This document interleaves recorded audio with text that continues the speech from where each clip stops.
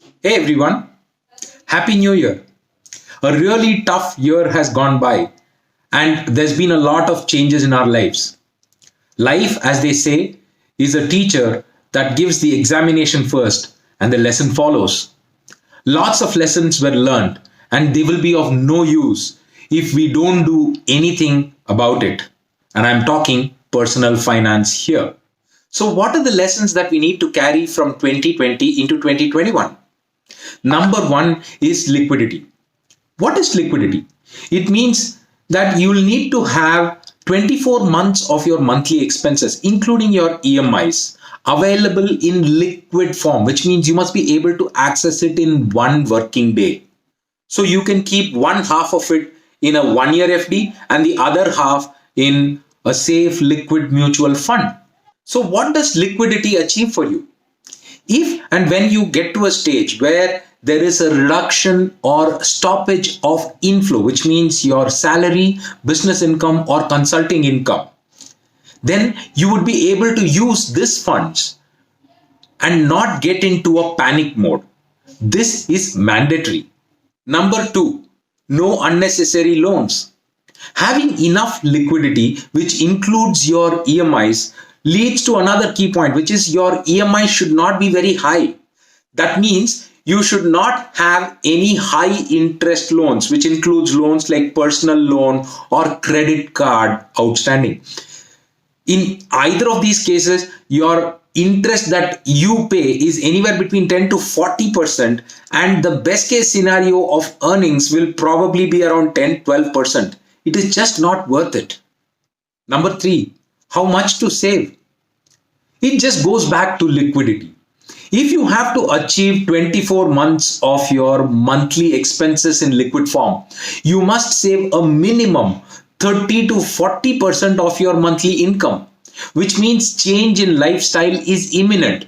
Most of us are working from home today, which means that we are spending less, traveling less, eating out less, and we are not actually spending on many of those unnecessary things which don't create value for us.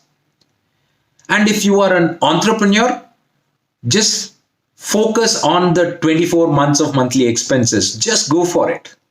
Number four, treat insurance right and with respect. For the nth time, insurance is not an investment. However, if you are an earning member and you have dependents, insurance is mandatory. It is non-negotiable. It is like a fire extinguisher which just hangs around and it gets used only when there is a fire. So if you are salaried, 150 times your monthly income is a good benchmark to have as a term policy. If you are an entrepreneur, 10 to 12 times your yearly earnings may be taken as a term policy. Treat this as mandatory. As regards health policy, there is a very simple criterion. If you are breathing, you need medical cover. There is no prosthetic to this. Typically, for a family of four, anywhere around 10 to 15 lakhs of cover plus an additional top up or a super top up for 50 lakhs to a crore is good to have. Do not shortchange this. Number five, invest. Good day, bad day, ugly day, any day is good for investing. Do not stop adding to your corpus. Every human being goes through 5 stages in life with respect to personal finances. Number one, zero debt. And by this, we are referring to all high interest loans like personal loan, credit cards, or even car loans. Number two, building an emergency fund. This is the 24 months of monthly expenses that I spoke about a little while ago. Number three, taking care of family demands like buying consumption oriented products and services.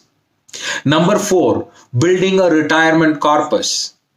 Number five, preserving and maximizing your retirement corpus.